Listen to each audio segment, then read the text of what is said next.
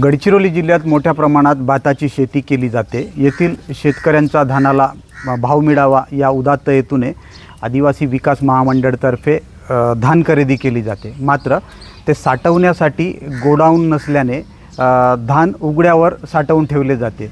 याचा आता खूप मोठा नुकसान शासनाला भोगावं लागणार आहे। आपण माझ्या पाठीमागे बघू शकता, हे आदिवासी विकास महामंडळाने खरेदी केलेले धान आहे। अक्षरशः उघड्यावर पावसाच्या पाण्याने सडत आहे। विशेष म्हणजे गेली अनेक वर्षापासून या ठिकाणी हीच परिस्थिती आहे।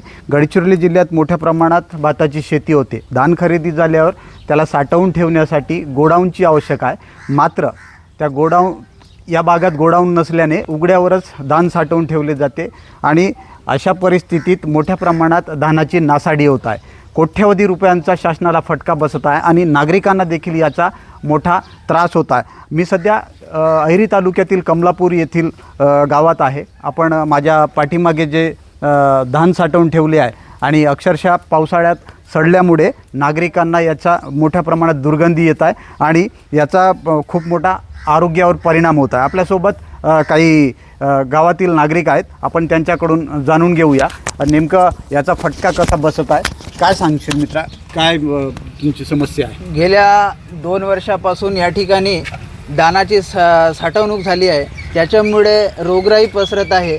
यामुळे साप, विंचू, डासाचे प्रमाण यासारख्या अनेक हे वाढत असून गेल्या काही दिवसांमध्ये मोकाट असल्यामुळे काही जनावरे पण मरण पावले, गाय वगैरे।